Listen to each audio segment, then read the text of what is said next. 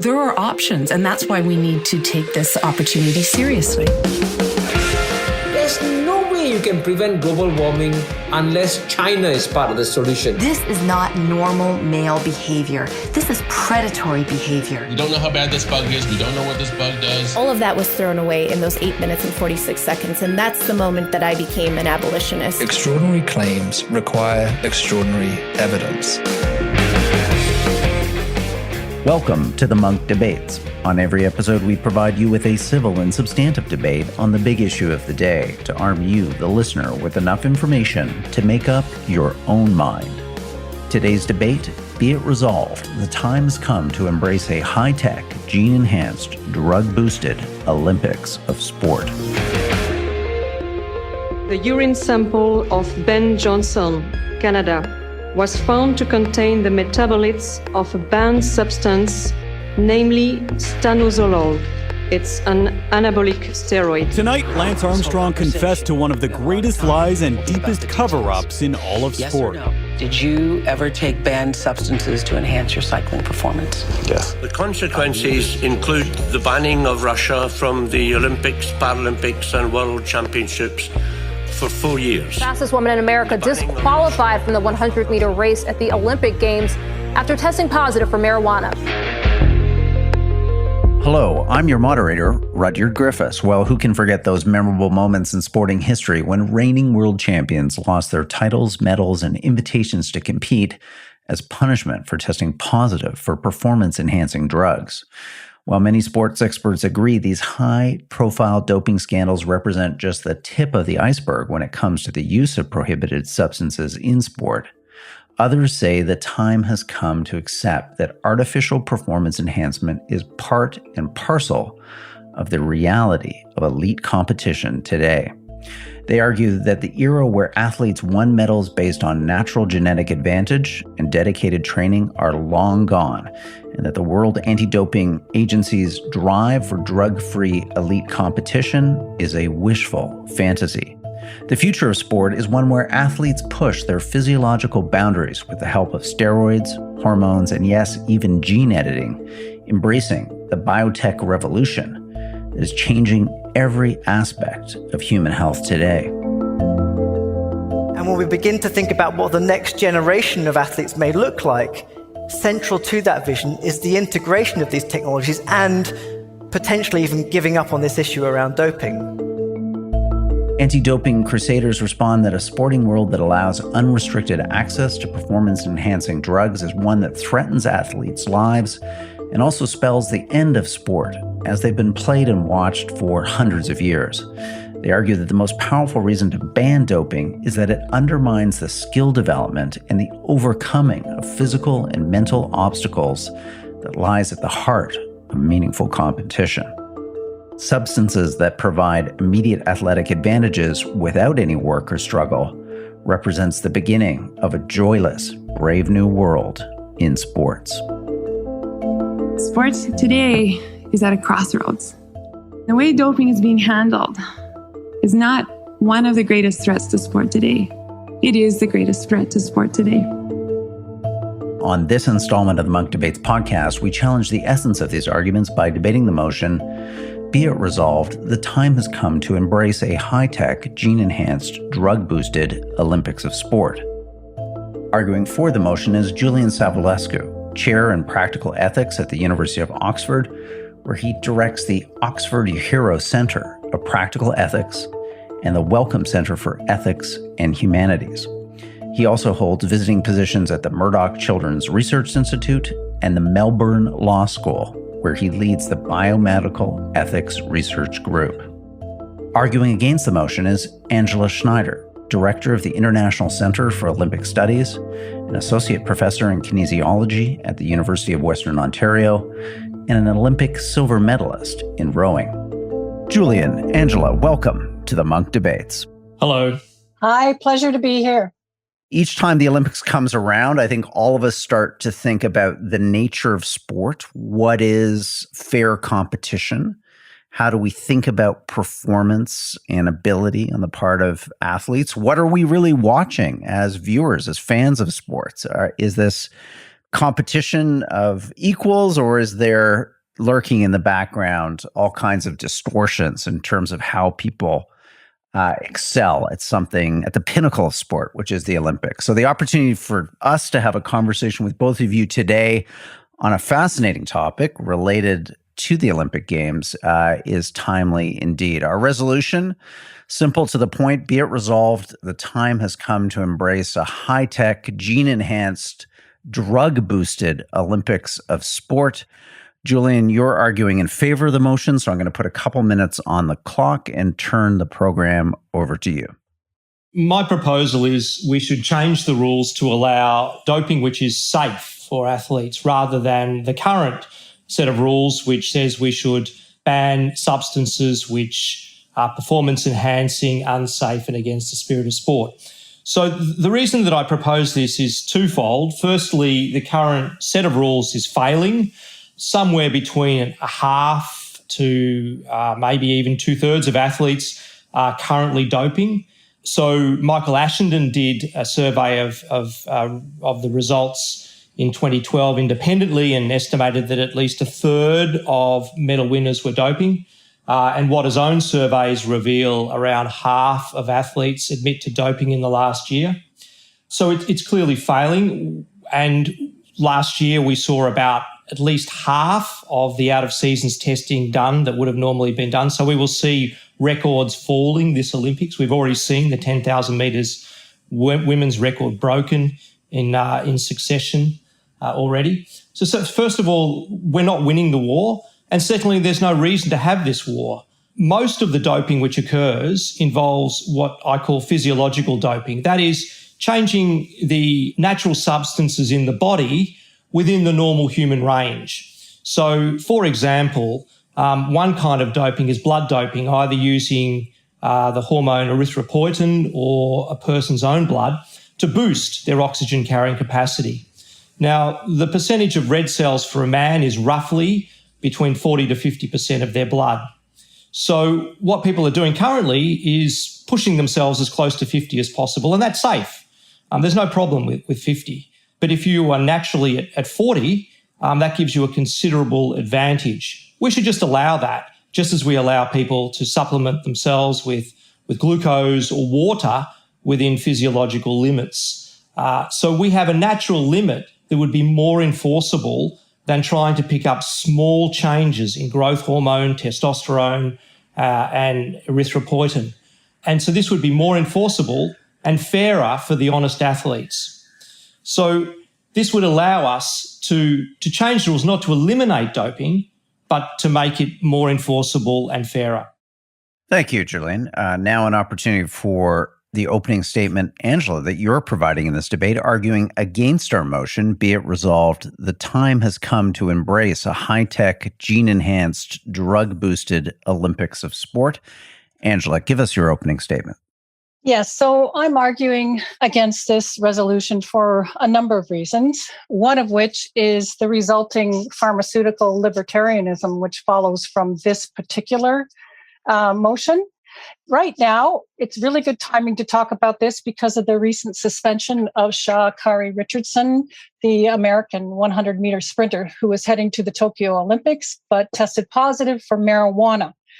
This has contributed to community debate and raises the old question, what should be banned and why are we banning it? Exactly why we're doing this discussion. And each time a case like this that seems to be absurd from a performance enhancement question, namely the idea of marijuana enhancing a performance in the 100-meter sprint, we then ask, well, how did that get on the list? What's recreational drug use doing on a banned list for sport? And this seems to be ridiculous and a cruel standard for athletes to live by, if you look at, in particular, some of these cases. Some of the more extreme views on this topic, and they are increasing in number, should say we should just stop this silly testing game. It costs a great deal of money that could be spent wisely somewhere else. And why are we doing it? So I certainly would argue that there are many things on the banned list, because there are hundreds of substances on it, that are really minor when it comes to performance enhancement. But very importantly for this debate in particular, some forms of doping, like genetic doping, and they make taking steroids look like eating Smarties. So it's on a totally different level. And this debate really has not happened enough with a focus on the athletes. My position is that the answer to this issue and the way ahead has always been with the athletes themselves. In this kind of intense international competition, with all kinds of risks, athletes already pay a really high price for something like gene doping. So for them to have to take on another risk that's external to the sport, not necessary for them to really be able to do the sport, they have been opposed to this. I was a director at WADA for Ethics and Education at the inception of WADA. I sat on the committees, many of them on the list committee debates, and I saw the athlete collectives and representatives, and they argued to have these things banned because they did not want to have to deal with that on top of all the things they deal with already. So for pharmaceutical libertarianism, that is not what they want. They want some things banned for very good reasons, and they're rational about it, and we need to listen to them. But that does not mean we don't need to review and significantly reduce the banned list. It should be an athlete-driven list, and it is they who take the risks and pay the price. It is they who should decide what is on it. Thank you, Angela. And just a reminder to our listeners that WADA is the world agency that was established to police performance-enhancing drugs and their use in competition, including, obviously, the Olympics. So time for rebuttals now. Julian, you're up first. Another couple minutes on the clock for you. As Angela said, it is ridiculous having somebody banned for taking marijuana, yet they can drink alcohol as much as they like. So I completely agree that WADA's list is confused and onerous. With respect to the risks of gene doping, yes, of course, at the moment, there is no genetic enhancement available. It is unsafe. But in the future, as gene editing is perfected, it will depend on the particular gene doping that is employed. So it's important to remember that sport is very dangerous. The risk of traumatic brain injury in soccer, rugby, and American football is extremely high. If you could gene edit people to be resistant to brain damage, that's something, and those gene edits were safe, that's something that athletes may well vote for. And I entirely agree that we should put athletes at the centre of this. I think that sporting teams and doctors should be held responsible for doping, not athletes, or at least that responsibility should be shared, and we should ask athletes what they want. But if it were the case that they understood that doping was safe as well as performance enhancing and that protected their health rather than compromised it, my belief is they'd vote for it. I certainly would. Thank you, Julian. Angela, same opportunity for you. Let's hear your rebuttal. So the challenge is that we are in reality not really dealing with that kind of a scenario. But right now, when I was at WADA, there were coaches and athletes calling people who run regular gene transfer technology labs, not for doping, but for medical reasons, to get a hold of the technology, to use it. So we have a culture in sport that is always about getting better and better and better and paying higher and higher and higher costs. Athletes have said there are limits to what they want to do. They don't want to have to go into something like gene doping. In fact, they're in a kind of prisoner's dilemma, and it makes sense for them to limit the risk because there is already a lot of internal risks that are necessary to the sport they do. So from an athlete perspective, it is prudent to limit some of these things. The risk is so extraordinarily high, and there are countries that are trying to put this forward and not necessarily at the athlete's wish. So, we saw the cheating that occurred in Russia. This may be the biggest doping scandal in sports history, and if you read it in a spy novel, you might not believe it. Disguised Russian intelligence agents swapping drug samples at night, all directed by the sports minister. And the world responded quite rightly with outrage, because what happened in that situation was a clear level of coercion, at least from the whistleblowers we have heard from, for the athletes to forcibly be told they have to take performance-enhancing substances that they didn't want to take, that push them to a higher level. There are things that athletes know and have identified that say, I don't want to have that risk, and we need WADA to help us with this. Unfortunately, because when I raced in the 1980s against the former Soviet bloc and the former East Germany, there was no WADA.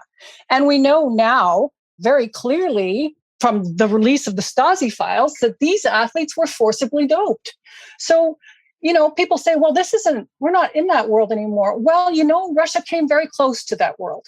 So the athletes do need some protection. So just on whether athletes want this, and it's very difficult to get an honest answer from this because, of course, you can't admit to doping. So when I last looked, 8 human beings had run 9.8 seconds or faster. Only one of those individuals, Usain Bolt, has not been implicated in doping. And Ben Johnson, the famous 100-metre runner in Seoul who was first busted for doping, said, if you want a human being to run under 10 seconds, you have to take steroids in order to recover from the injuries that you'll inevitably get running at that speed.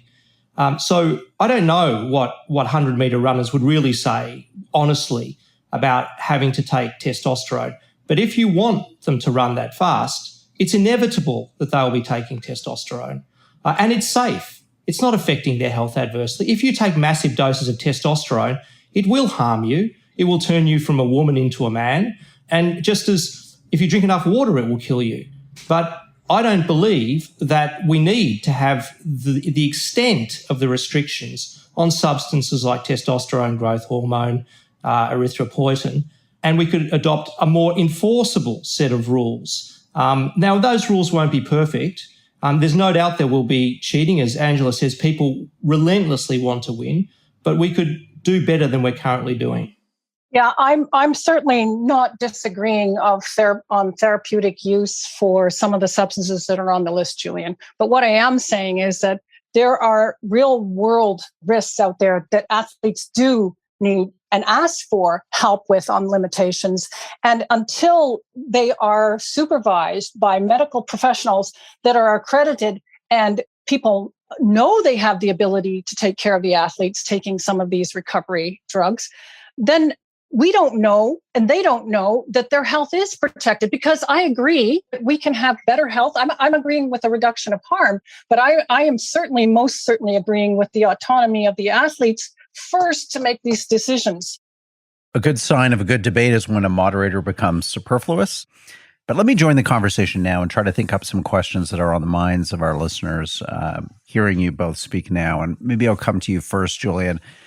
And it is that idea of an arms race, that athletes are inherently competitive. And who's to say that people are going to be responsible and use various performance-enhancing techniques and therapies and drugs in ways that aren't risky, that aren't harmful? Why do you think that a self-policing mechanism is actually going to work? And why isn't that putting athletes in really grave risk on the basis that they want to win, and to win, they're going to have to do what they think their competitors are doing, which could be risky, could be experimental, could be at the cutting edge of science? Well, that would be risky, and that's not what I'm proposing. So a complete libertarian or laissez-faire system would just allow anyone to take anything and be entirely self-policing, and that would be extraordinarily dangerous. We do need surveillance, we do need limits and policing, and I agree we need to set rules. So my proposal is that we set physiological, health-related rules, not rules related to whether a substance is performance enhancing. This is the essential mistake that WADA made when it implemented its rules. To include the idea that something is performance enhancing counts against it. Glucose is performance enhancing. Caffeine used to be on the banned list. It's not any longer, is performance enhancing, reduces time to exhaustion by 10%. So my proposal would be we reset the limits. So instead of trying to work out whether someone is microdosing with EPO, which is impossible. That's why only about 25 tests out of 20,000 come back positive. That's why we see that people are constantly breaking records. Instead of having that unimplementable rule simply because we want to pick up whether somebody has taken something which is performance enhancing, we say if your hematocrit is over 50, you're out. If it's under, you're in. And that's much more easily implementable. We will still need out-of-seasons testing. We will still need in-competition testing, but it would mean that people can take substances which are safe. Now, I agree with Angela. Ultimately, we should put the athletes first and ask them. Now, if they don't want to take, say, performance enhancements, then so be it. But they have decided to take caffeine, and caffeine is in many ways more dangerous than the substances which they're currently taking, at least in the doses that they are. So we do need limits, but we can change the limits. So, Angela, what do you think of this proposal? And in fact, what Julian's saying here is, let's stop banning substances writ large, including those that are performance enhancing. Let's instead come up with a safe list of these performance enhancing drugs are not going to cause, short-term, long-term, enduring kind of harm to athletes. Let them use them. In a sense, level the playing field, because we already know large portions of them are doping, are using these drugs in ways that are enhancing their performance. So I think the proposal that Julian mentioned here about monitoring something like hematocrit levels is a good one. And it, in fact, was done by UCI, the International Cycling Federation. After deaths of their riders because of the viscosity of the blood, they tested for hematocrit levels and just said, that's too high, you're not riding today. So they did follow a reduction of harm theory, and it worked for them. But what happened is after the famous 1998 Tour de France, when the Festina doping scandal broke, and the civil authorities, the French civil authorities, stepped in and charged people for the first time. Festina, the world's #1 team, is out of the Tour de France. After more than a week of speculation and the arrest of the team's management, the riders themselves were last night sensationally thrown out as well.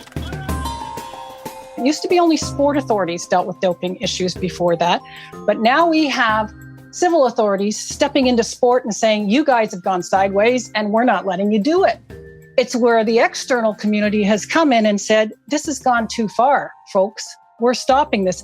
And unfortunately, UCI was in the process of practicing what Julian described there as a reduction of harm with testing for hematocrit levels before the riders went out to make sure they did not compete with too high a level. But they became the whipping boy of WADA after this scandal. And so unfortunately, that idea got lost, Julian, at WADA. We have to deal with the politics too, right? So that's the other reality. So the USA was not going to sign on to the WADA code unless marijuana was on the ban list, because the US drug czar, Barry McCaffrey, wanted to deal with recreational drugs too, which was part of his mandate. So to get him to sign on, they had to put marijuana on as well. Further, with caffeine, what happened? The South American representatives had an abuse problem with it in their sports. They asked to have it put on the WADA list because they didn't have the money to run an educational campaign to deal with this abuse. So there is a real reality of the political mix, and that we can have this great debate of some of these great ideas and say they are great. For us to then get that through internationally, dealing with all these countries and all their political agendas, wow, it's a real challenge. I think what sport has got caught up with is the prosecution of ideology and agendas. So the US, who persecuted Lance Armstrong, despite every other rider just about in the peloton at that time doing exactly the same thing, has a maniacal obsession with eradicating all forms of recreational drugs. And this is a part of that program.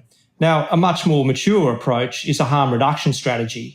And I think that we shouldn't be signing up to what is essentially a US war on drugs, which has failed in recreational drugs and is failing in sport. And we need to think independently of the particular problems of that country. So people have this image of doping that these are heroin junkies injecting mind-destroying substances that are ruining their lives. But if somebody describes, a natural substance like caffeine, like coffee, that's taken orally, not by injection, people are much more comfortable. And that's because we have this bias and we have an image of the drug addict that infects sport. But that's not what's happening. Now, we're not doing doping like the East Germans did in the 70s and 80s. This is highly controlled, scientific, within physiological limits that doesn't harm the athlete's health. Tour de France riders, the biggest dopers in sport, have half the mortality of the ordinary population. The risks of death from all causes are lower, except for traumatic injury, which they sustain having bike crashes.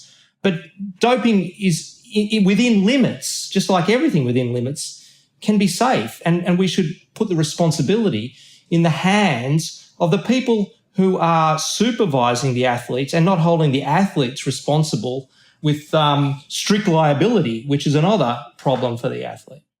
I agree with that, Julian. Strict liability is, from my perspective, morally unfair to the athletes. The strict liability, Rudyard, is that if it's in your body, you're responsible for it. Doesn't matter how it got there. Doesn't matter what your education was. This list has got up to 600 substances. To be aware of all the possibilities in which you might test positive and be responsible, you can hardly let anything pass between your lips.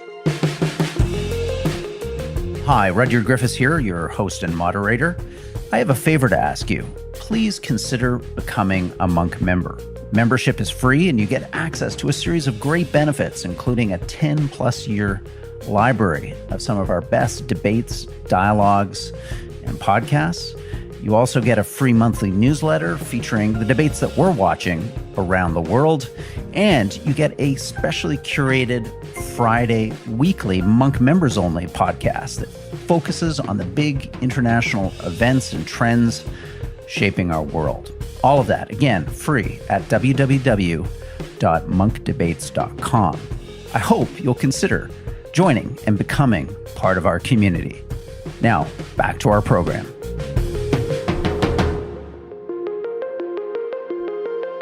Angela, you, though, are drawing some lines here, though. For instance, if I understood your opening statement and your rebuttal, you think there are some performance-enhancing techniques, most notably gene therapy, that you would want to be a lot more cautious about than I think what I'm hearing from Julian, which is, if you can prove, I guess to the extent that the science can determine now that the gene therapy is not causing, a permanent or long-term harm, use it. You're not in favor of that approach. Why? No, as an athlete, I'm not, because I think sport is about the struggle, about the agon, about testing my limits. And some of this gene doping stuff, Rudyard, would blow your socks off. I mean, Google Schwarzenegger mouse or rat, Lee Sweeney's work at Penn State. He basically took a completely untrained rat, the equivalent of an 80-year-old in human terms, and the increase in the muscle mass was so much so that the skeletal structure and membranes couldn't hold the muscle without training, no training. And you look up marathon mouse. Marathon mouse, they took field mice that run all the time and they put them on treadmills. Some ethics committees wouldn't pass this. Our animal ethics wouldn't pass this. They put them on treadmills and they shocked them as they got tired and fell off to keep them running. Marathon mouse, after the gene transfer technology treatment, ran for 2 hours after all the field mice fell off the treadmill, even by being shocked almost to death. 2 hours, untrained, Rudyard, untrained. That's the point. So for me, there are limits. And I think that really, for me, I don't cherish what sport's about. So, Julian, I want to hear you answer that, because I think this is really getting to what a lot of listeners are wondering here, which is, at what point is the very thing that draws them to sport lost? That idea of the struggle, of an individual testing their innate skill, their innate abilities against other people. And if you're going to go down this road of gene enhancement, I mean, what are you testing at that point? Who has the most advanced, gene research labs and, therapies and treatments? That sounds like an Olympics or a sport of technology, not an Olympics and a sport of human excellence. Yeah, look, so this problem exists. So genes are not anything special. Genes produce proteins, and proteins enable the body to function.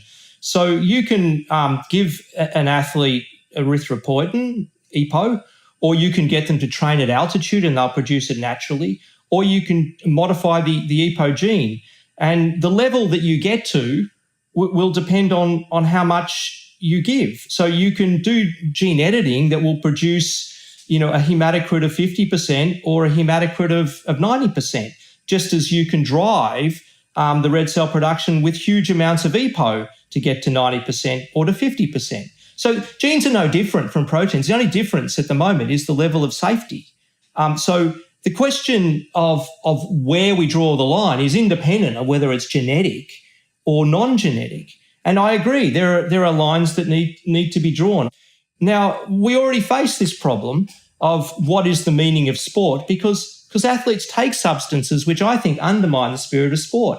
They take local anesthetics, they take narcotic analgesics, they take non-steroidal anti-inflammatory drugs. Now, I think dealing with pain is a part of sport, yet soccer players are allowed to take these substances to continue to play sport. So there's a question of what we want from our sport. How much pain relief do we allow athletes to take during competition? Pain relief is dangerous in competition. It exacerbates injury. So it's unsafe and I think against the spirit of sport, yet we allow it. So we face this question of where we want to draw the lines for particular sports. Another example is archery, shooting, other sports that require control of tremor. Beta blockers are substances which affect the heart and reduce anxiety and tremor. Professional musicians take beta blockers all the time to improve the quality of their performance. Yet you might think that in archery and shooting that your ability to control a tremor is something that is being tested by that sport. Now, I think there's a good reason to make beta blockers illegal, as they are in those sports, because they're against the spirit of that particular sport. And beta blockers are safe, let me say. So this is a case where performance enhancement is safe, but we need to look at each sport from the athlete's perspective and from the expert's perspective to say what are the excellences and what are the qualities that we want to be tested that a particular substance, whether it's genetic or not, undermines that. But whether something's genetic or not is irrelevant. Genes just produce proteins. So I would argue in favor of what Julian talks about with regards to the spirit of sport. I'm one of the ones who was one of the co-architects of putting spirit of sport in the code. I came from the Canadian Centre for Ethics in Sport, and I had called it the joy of sport. They said that sounds too much like the joy of cooking. That's not going to sell. We're calling it the spirit of sport. And it's about those internal goods that Julian's talking about. And he is quite right. They're sport specific. They are to the aficionados of that sport. And so to take an example that's not in doping, but that we understand and know, when there's a technological innovation that destroys those internal values, the aficionados and the lovers of the sport say, whoa, wait a minute. So for example, the U-groove in golf was banned by the PGA. The U-groove was a technological advancement that made a compression of scores for the less skilled players. It allowed them to play better because of the club. So there was less diversity in the scores. So the PGA banned that because they didn't want that for the values of their sport. So I think there is a parallel to what Julian is saying across the board with technological advancement. So it is tied to the internal values of sport, which are about the spirit of sport. Mm-hmm. So, Julian, we've seen over the last, literally the last couple of months, a whole series of world records fall in track. Largely, people think there could be doping going on, but it seems to be a new technology, a carbon plate and spring in a new shoe design that Nike and others have brought out. So, you're rightly saying, look, let's not differentiate between, genetic therapies versus non-genetic therapies. Well, What about shoes? What about Oscar Pistorius with his blades? I mean, where do you draw the line in terms of technology? Gene therapy's technology, the latest Nike spikes, track spikes, that's technology too. Is there any limit that you would put on? Yeah, so you're exactly right. These interventions are enhancing performance, and we face the same questions. I mean, in one way, this is a fantastic topic because we have ultimate freedom to make the rules. And my argument is that we should evolve the rules. Now, we saw this with the swimming suits that enabled people to swim faster, and the swimming authorities decided to ban those. That's very easily implementable. You can see whether somebody's wearing one. Whether we include it or not is just a question for whether we want to see people swimming slightly faster. Likewise with the shoes. It's very easy to decide whether we allow them or we don't allow them. And other reasons will be important. For example, the expense, access to other athletes, whether they're unsafe and aggravate injuries.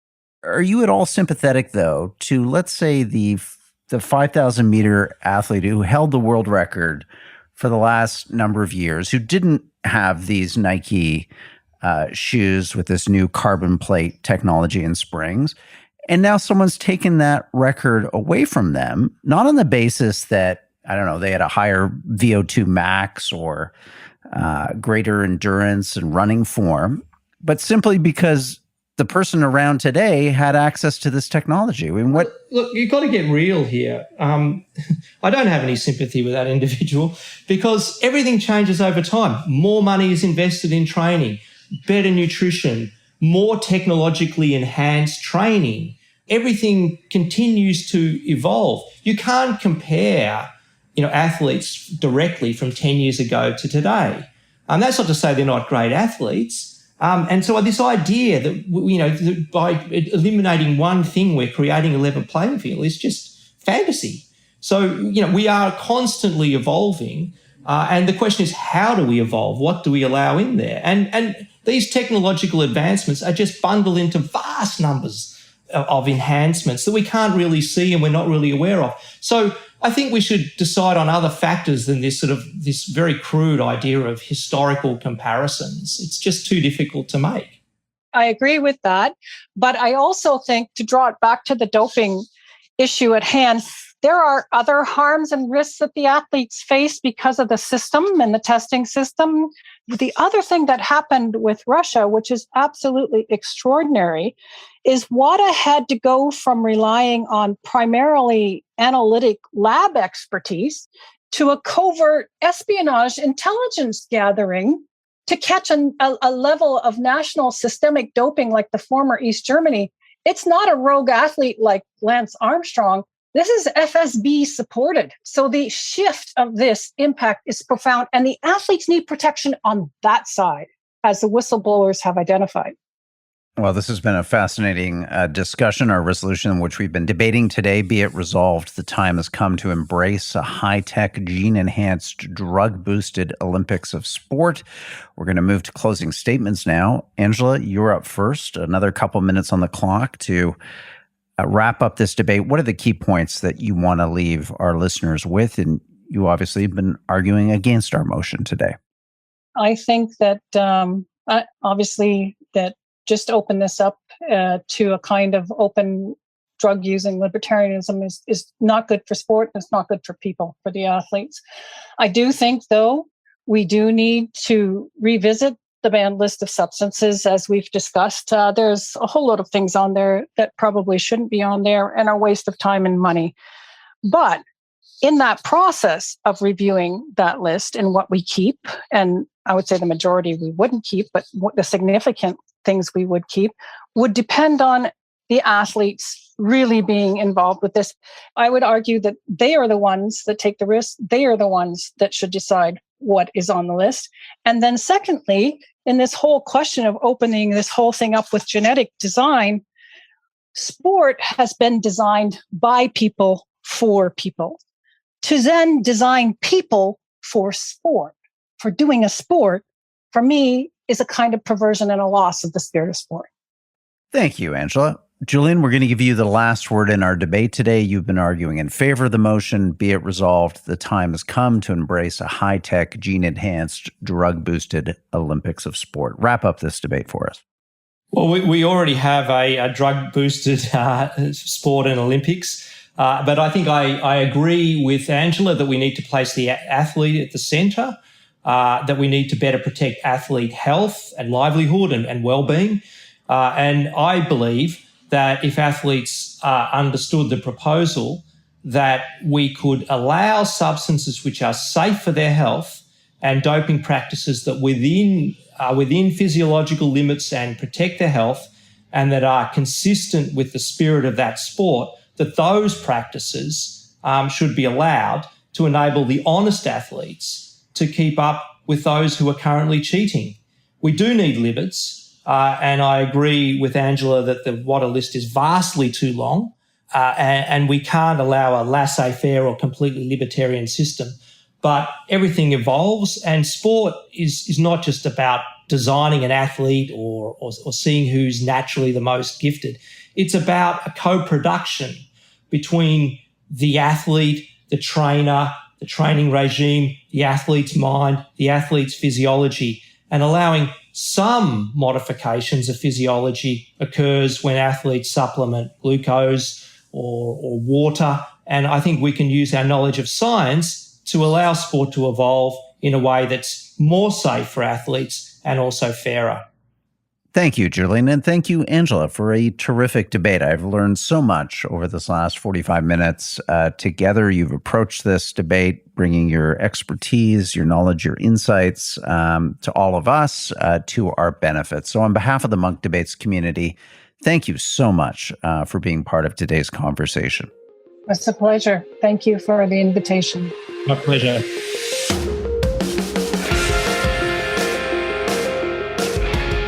Well, that wraps up today's debate. I want to thank our participants, Julian and Angela. They certainly gave us a lot to think about. We love your feedback and reactions to what you've just heard on this podcast. Send us an email to podcast@munkdebates.com. That's M-U-N-K, debates with an S.com. Our members-only podcast, which we released every Friday, is yours to listen free anytime as a perk of our complimentary basic membership. You can access that membership at www.munkdebates.com/membership. The Munk Debates podcast is that special place for civil and substantive debate on the big issues of the day. To listen to more debates on everything from climate change to religion to geopolitics to the future of human progress, visit our website, munkdebates.com. Thank you for lending your time to our efforts to bring back the art of public debate, one conversation at a time. I'm your host and moderator, Rudyard Griffiths. The Munk Debates are produced by Antica Productions and supported by the Munk Foundation. Rudyard Griffiths, Christina Campbell, and Nicole Edwards are the producers. Api Raheja is the associate producer. The Munk Debate podcast is mixed by Kieran Lynch. The president of Antica Productions is Stuart Cox. Be sure to download and subscribe wherever you get your podcasts. And if you like us, feel free to give us a 5-star rating. Thank you again for listening.